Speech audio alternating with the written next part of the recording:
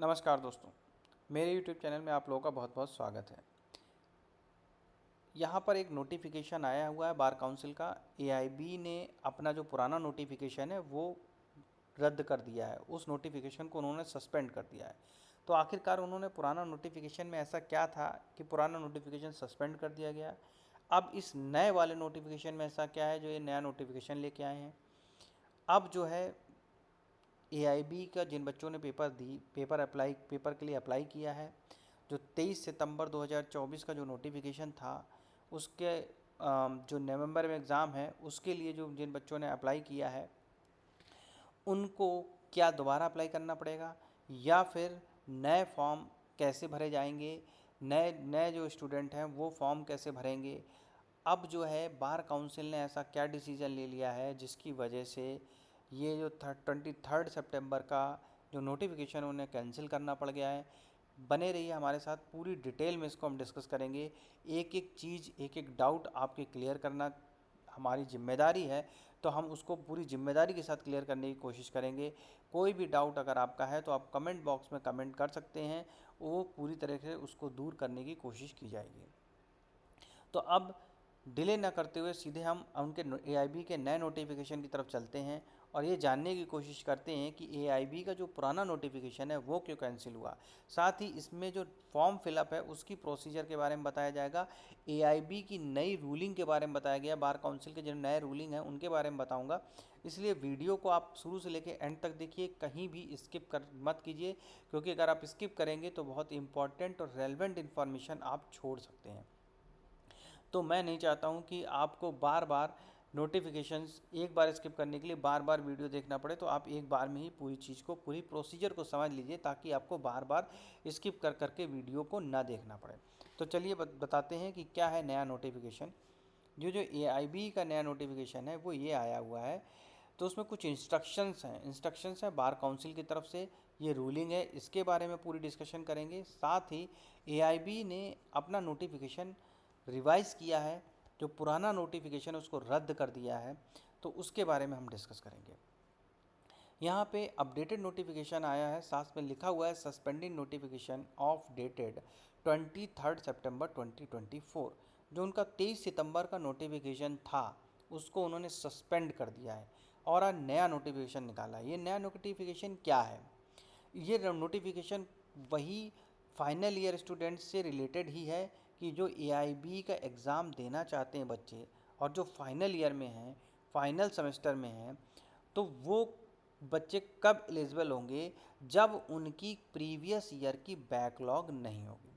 तो इस नोटिफिकेशन को हम डिटेल में पढ़ते हैं। इसमें बोला गया है कि dear candidates, in the compliance with the respect of directions of the Honorable Supreme Court and the Bar Council of India rules, this notification provide updated guidelines for the registration All India Bar Examination 19।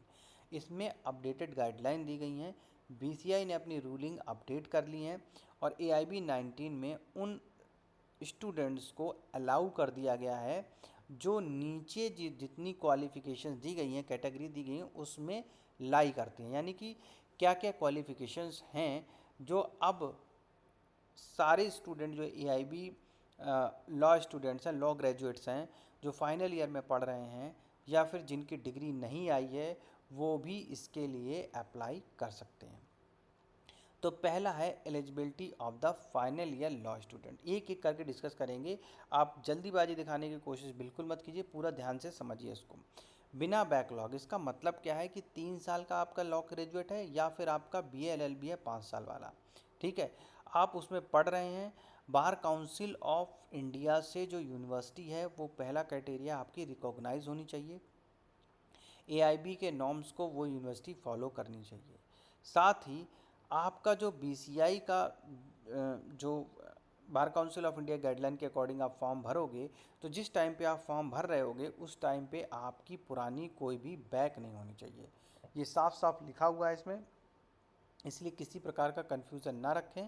Candidate currently in their final semester 3 years 5 years LLB courses studying at BCI recognized university or college approved by the Bar Council of India and affiliated with the BCI recognized university are eligible to register for AIB।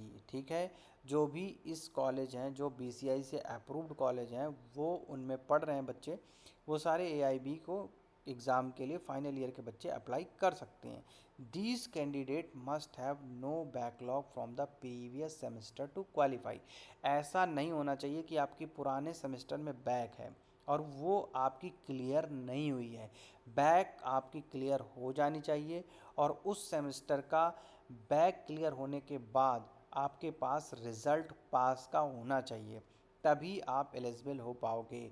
तो एक बात clearly mention कर दी गई है कि आप AIB के exam के लिए एलिजिबल तभी होगे जब आपकी पुरानी सारी बैकलॉग क्लियर है।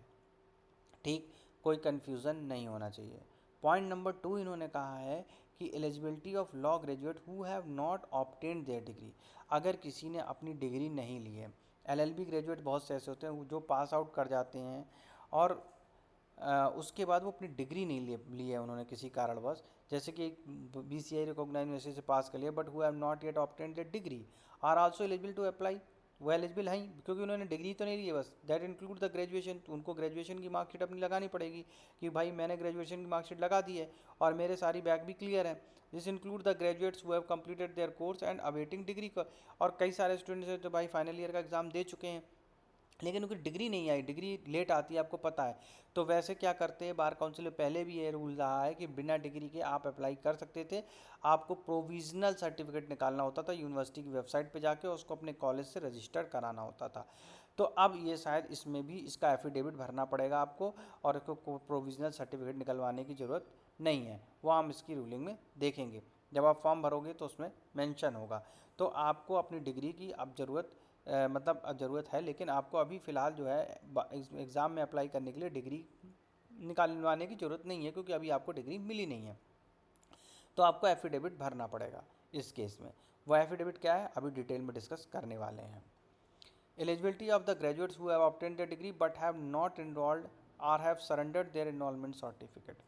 देखो, graduates who have obtained the degree but have not enrolled और हैव सरेंडर देयर, देखो ग्रेजुएशन की डिग्री भी है आपके पास लेकिन अभी तक आपने बार काउंसिल में, स्टेट बार काउंसिल में, इसका मतलब क्या है थर्ड पॉइंट का कि स्टेट बार काउंसिल में आपने अप्लाई नहीं किया है। तो कई सारे स्टूडेंट ऐसे होते हैं जो अभी स्टेट बार काउंसिल में नहीं अप्लाई करते हैं। तो स्टेट बार काउंसिल में नहीं अप्लाई किया कैंडिडेट, इसमें साफ साफ लिखा है candidate who have obtained their LLB degree. ये बहुत इंपॉर्टेंट उन बच्चों के लिए जिन्होंने अभी स्टेट बार काउंसिल, मान लो 1 साल पहले एग्ज़ाम क्लियर कर लिया लेकिन अभी तक उन्होंने स्टेट बार काउंसिल में के लिए बैठे ही नहीं हैं, वो अपना जुडिशरी की तैयारी कर रहे हैं या कुछ और कर रहे हैं लेकिन उन्होंने स्टेट बार काउंसिल में किसी कारणवश अप्लाई नहीं किया है। तो candidate who have obtained their LLB degree from the bar council of India recognise university और BCI approved college but have not enrolled with any state bar council. उन्होंने किसी भी स्टेट बार काउंसिल के लिए अभी तक इनरोलमेंट नहीं किया है, वो भी as well as those who had enrolled but have surrender their enrolment certificate.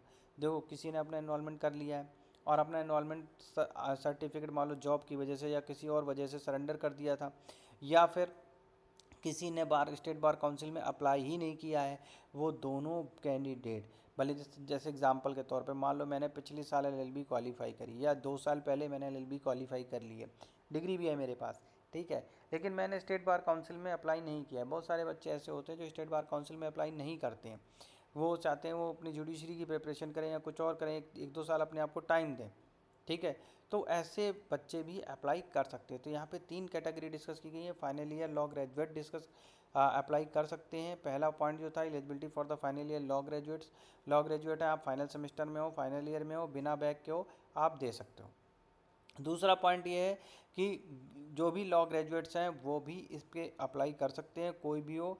आपके पास ग्रेजुएशन की डिग्री है, अगर आपके पास नहीं भी है तो भी आप प्रोविजनल सर्टिफिकेट निकालने की ज़रूरत नहीं है, आप यहाँ पे एफिडेविट भर के अप्लाई कर सकते हो। आपको डिग्री के लिए वेट करने की ज़रूरत नहीं है अगर आपकी डिग्री नहीं आई है। तीसरा है, आपने स्टेट बार काउंसिल में अप्लाई नहीं किया है, आपने एग्ज़ाम तो बहुत पहले क्लियर कर लिया, 2 साल पहले क्लियर कर लिया, लेकिन आप अभी तक आपने स्टेट बार काउंसिल में अप्लाई नहीं किया। अभी तक ऐसा होता था कि बिना स्टेट बार काउंसिल के आप AIB का एग्ज़ाम नहीं दे सकते थे, लेकिन अब इसमें ये है कि आपने स्टेट बार काउंसिल में अप्लाई नहीं भी किया तो भी आप बैठ सकते हो, आपको एफिडेविट भरना पड़ेगा, आप बैठ सकते हो, ठीक है। उसके बाद आपका जो सर्टिफिकेट आएगा और आपका एनरोलमेंट, फिर आपको वहाँ पे सर्टिफिकेट लेने के लिए, जब आप एआईबी क्लियर कर लोगे, उसको सर्टिफिकेट लेने के लिए आपको स्टेट बार काउंसिल में एनरोलमेंट करना पड़ेगा। जो को नया नया रूलिंग अब इसके बारे में आएगा तो वो आपको अपडेट करूँगा, लेकिन पुरानी रूलिंग के हिसाब से बता देता हूँ कि पुरानी रूलिंग में क्या होता था। आपका जो एआईबी एग्ज़ाम देते थे, एआईबी का एग्ज़ाम आपने क्लियर कर लिया, क्लियर करने के बाद जो रिज़ल्ट होता था विद आपके ग्रेजुएशन की मार्कशीट, फिर से जितने भी आप एफिडेविट लगाते थे उनके साथ में स्टेट बार काउंसिल का रजिस्ट्रेशन की स्लिप वो जाती थी। अब आप स्टेट बार काउंसिल रजिस्ट्रेशन की स्लिप के साथ में आप अपना जो भी सीओ रिजल्ट है वो लगाते थे, और वो आप पोस्टल एड्रेस पे भेजते थे कि इस पोस्टल एड्रेस पे मुझे अपना सीओपी नंबर और सर्टिफिकेट चाहिए। तो बार काउंसिल जो है वहाँ पे सीओपी नंबर आपका सीओपी कार्ड भेजती थी। आपका एक आइडेंटिटी कार्ड होता है, यूपी के हो तो आप UP bar council, state bar council से मिलेगा, या फिर दिल्ली के या जहाँ कहीं पे हो आपको वहाँ के स्टेट बार काउंसिल से आपको वहाँ का card bar council of India के द्वारा दिया जाएगा, जिसमें आपका प्रॉपर सीओपी नंबर मेंशन रहेगा। लेकिन वो आपको उसको अप्लाई करने के लिए आपके पास डिग्री होनी ज़रूरी। तो यहाँ पे डिग्री के साथ साथ आपका स्टेट बार काउंसिल में अप्लाई होना ज़रूरी है। तो आपका सबसे पहली चीज़ है कि आप जब भी सीओपी के लिए अप्लाई करेंगे तो आप उस टाइम पे एक चीज़ ध्यान रखें कि आप स्टेट बार काउंसिल में रजिस्ट्रेशन ज़रूर करा लें। तो एक सजेशन ये है कि आप स्टेट बार काउंसिल में रजिस्ट्रेशन करा के रखें, क्योंकि इसमें रजिस्ट्रेशन कराना ज़रूरी है। अभी आपको एआईबी क्लियर करने के लिए आपको छूट दी गई कि आप एआईबी क्लियर कर लीजिए, सीओपी ले लीजिए, फिर आप अपना जो है सीओपी तभी मिलेगा आपको जब आपका स्टेट बार काउंसिल में रजिस्ट्रेशन होगा। तो उसके लिए गाइडलाइन फर्दर है, पुरानी गाइडलाइन के हिसाब से तो यही है। अब ये पॉइंट जो चारों मैंने बताए इसमें कोई कन्फ्यूज़न है। एक ये ineligibility based on the non recognition, देखो नॉन रिकॉग्निशन की इनएलिजिबिलिटी पता है कि कोई भी यूनिवर्सिटी जो है अगर वो बार काउंसिल ऑफ इंडिया से एफिलेटेड ही नहीं है तो उसकी डिग्री वैलिड नहीं मानी जाएगी। तो कैंडिडेट जो है वो अपना रजिस्ट्रेशन भरेंगे IB-19 में 25 सितंबर 2024। Candidate filling this conditions can register from starting from the 25 सितंबर 2024। तो 25 सितंबर से इनका रजिस्ट्रेशन स्टार्ट हो जाएगा जो इस कैटेगरी में आएंगे, और उनकी रजिस्ट्रेशन डेट है 25 सितंबर से स्टार्ट हो जाएगा। और वो ये अंडरटेकिंग जो है वो भर के उनको देनी पड़ेंगी। ये अंडरटेकिंग है, इसमें I name of the candidate, son daughter of father's name यहाँ पे रखना है, रेजिडेंट एट में आपको अपना एड्रेस लिखना है। और ये देखो सारी वही कंडीशन है, I am the final year student, final semester student, और मेरी कोई बैक नहीं है, या फिर I have completed my final semester exam with no backlog and I am awaiting from my final result. मैं अपना फाइनल रिजल्ट का वेट कर रहा हूँ, मेरी अभी डिग्री नहीं आई है, कोई बात नहीं। I am law graduate who has not enrolled with any state bar council, मेरा किसी भी स्टेट बार काउंसिल में इनरोलमेंट नहीं है। I have not obtain my LLB degree, मेरे पास LLB डिग्री अभी नहीं आई है। Which is not applicable, strike of which is not applicable, अभी ये एप्लीकेबल नहीं है, बार काउंसिल ऑफ इंडिया ने बता दिया है।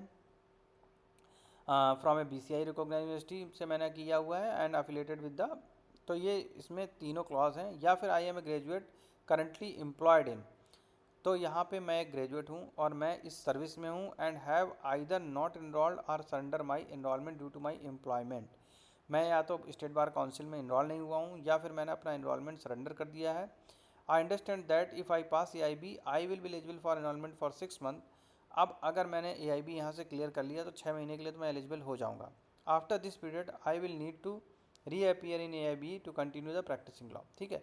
तो इसके बाद मुझे AIB रीअपियर करना पड़ेगा अपनी लॉ की प्रैक्टिस कंटिन्यू करने के लिए। तो सबसे पहले यही है कि जिन्होंने सरेंडर कर दिया है वो भी AIB का एग्ज़ाम दे सकते हैं और फिर से अपना रजिस्ट्रेशन करा सकते हैं स्टेट बार काउंसिल में, और साथ ही अपनी प्रैक्टिस अब शुरू कर सकते हैं AIB का एग्ज़ाम क्लियर करके। लेकिन अगर वो ऐसा नहीं कर पाते हैं तो 6 महीने बाद उन्हें जो एग्ज़ाम होगा उसके लिए दोबारा बैठना पड़ेगा, वो फिर बिना उसके COP नहीं मिलेगा आपको। तो उसके लिए आपको स्टेट बार काउंसिल में इनरोल करना पड़ेगा। I also undertake confirm that my university college जो भी है उसकी डिग्री वैलिड है। सबमिट एक्यूरेट ट्रूथफुल नॉलेज, जो भी मेरी नॉलेज में है ट्रूथफुल है वो सब मैंने सबमिट कर दिया है। Comply with the condition obtain from the category, और जो भी ये कैटेगरी मेंशन की गई है मैं उनसे पूरी तरह से इनको स्वीकार करता हूँ। जो भी मैंने मेंशन की है डिटेल यहाँ पे, I declare all the information furnished by me, और जो भी अंडरटेकिंग की गई है वो मेरे बिहाफ से ट्रू है। I understand that the providing any false information non compliance criteria mention including the providing information about the non recognise university, non approved college, my result, disqualified from the AIB। ये है इसकी undertaking. ऐसे ये पूरी undertaking आपको भर देनी है। यहाँ पे सिग्नेचर आएगा, आपका नाम आएगा, डेट आएगा, प्लेस आएगा, अपना फ़ोन और ईमेल नंबर यहाँ पे दे सकते हैं। यहाँ पे एक नोट दिया गया है, final year law student must submit self attested and scanned. इसलिए कहा वीडियो पूरा देखना जरूरी है, क्योंकि सारी इन्फॉर्मेशन उसमें एक एक चीज़ बता रहा हूँ, कुछ छोड़ नहीं रहा हूँ। तो जो लास्ट की इन्फॉर्मेशन होती है वो बहुत इंपॉर्टेंट होती है, वो आप मिस कर देते हो, तो उसको मिस करने की ज़रूरत नहीं है, आपको पूरा वीडियो ध्यान से सुनना है। तो फाइनल ईयर लॉ स्टूडेंट हैं, उनको सेल्फ अटेस्टेड और स्कैंड कॉपी भेजनी पड़ेगी, जो कि मोबाइल से आप क्लिक नहीं करोगे। ठीक है, एक इम्पॉर्टेंट पॉइंट है जो ये लिखा हुआ है, not click from mobile. Mobile से क्लिक करके नहीं भेजनी है। मार्कशीट जो है आपको स्कैन करनी है, स्कैनर से स्कैन करवानी है। ठीक है, और उसको सेल्फ अटेस्ट करना है। Final year law student must self attested. या फिर आप क्या करो कि अपनी मार्कशीट जो है वो स्कैन ना करवा के, मोबाइल से फ़ोटो ना खींच के, सीधा उनको प्रिंट आउट लो।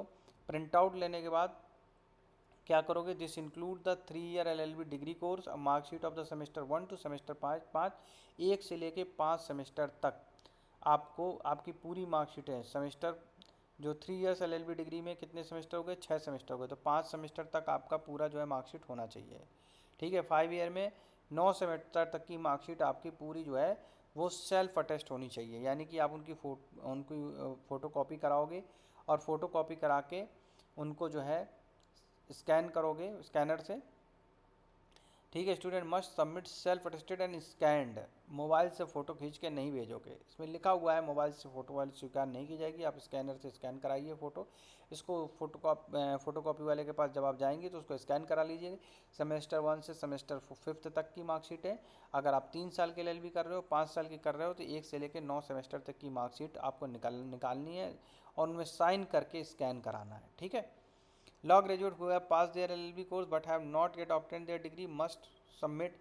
उनको क्या करना है, जो जिन्होंने पास कर लिया उनके पास डिग्री नहीं है अभी तक, लेकिन मार्कशीट सारी हैं, तो 3 साल की पूरी मार्कशीट 1 से लेकर 6 सेमेस्टर तक और 1 से लेकर 10 सेमेस्टर तक, अगर 5 साल वाला कोर्स है तो उसकी मार्कशीटें आपको सेल्फ अटेस्ट करके भेजनी है। तो ये तो अटेस्ट करने के लिए ये आपके एफिडेविट है और अंडरटेकिंग है, ये आपको बनवानी पड़ेगी। आप बनवा के इसको जो है इसको अपने फ़ोटो कॉपी निकाल करके इसको भर के इसके साथ आप अंडरटेकिंग जो है करके इसको और सारी मार्कशीटें डियर भर देनी है। तो इम्पॉर्टेंट इंस्ट्रक्शन क्या है रजिस्ट्रेशन के लिए वो बता देते हैं। आप कैसे रजिस्ट्रेशन करोगे, पूरा प्रोसेस क्या है इसका। देखो, सबसे पहले जो है किनको नोटिफिकेशन जो आया है AIB 19 का, तो इसमें लॉ स्टूडेंट 3 साल वाले, 5 साल वाले, बिना बैक के होने चाहिए। ठीक है, लॉ ग्रेजुएट करी होनी चाहिए, state bar council not obtain the degree, जिनको डिग्री नहीं मिली, ये मैं कंडीशन डिस्कस कर चुका हूँ। अब रजिस्ट्रेशन फॉर्म आपका मिल जाएगा। द लिंक जो होगा filling up the registration form remain the same, वो सेम ही लिंक है, सब कुछ सेम, बस यहाँ पे final year final semester student आ जाएगा यहाँ, ये एक क्राइटेरिया आ जाएगा। दूसरा, candidates awaiting final result criteria मिलेगा आपको। लॉ ग्रेजुएट विदाउट इनरोलमेंट भी मिलेगा एक क्राइटेरिया। तो law graduate employed without enrolment, इसमें आपको एफिडेविट भरना पड़ेगा। I am the law graduate who is currently employed in and have either not enrolled और surrender my enrolment due to my employment. I understand that if I sit for the AIB and I pass, I will resign for enrollment for a period of 6 months subject to my resignation from my job। देखो, अगर आप job करते हो और आप apply कर रहे हो तो आप कोई दिक्कत नहीं, आप अप्लाई कर सकते हो, लेकिन आपको फिर जॉब से रिज़ाइन करके प्रॉपर लॉ की प्रैक्टिस करनी पड़ेगी। और अगर आप ऐसा नहीं कर पाते हो तो आपको दोबारा रीअपियर होना पड़ेगा AIB के लिए। I further understand that they after this 6 month period I will be required to reappear of AIB if I wish to continue practising law. देखो, जितनी बार भी आप प्रैक्टिस करना चाहते हो उतनी बार आपको AIB देना पड़ेगा। अगर आप जॉब करते हो तो आपको जॉब से सरेंडर करके दोबारा से फिर AIB का मतलब ये AIB का एग्ज़ाम क्लियर करने के बाद जॉब से सरेंडर करना पड़ेगा। अगर आप प्रैक्टिस नहीं कर रहे हो तो आपको फिर से AIB देना पड़ेगा। एक बार आपने अंडरटेकिंग कर दी, candidate who are not yet enrolled with the state bar council but have obtain the law degree or an final semester of LLB degree with no backlog, or law graduate who are employed and have surrendered their enrollment certificate must submit the undertaking।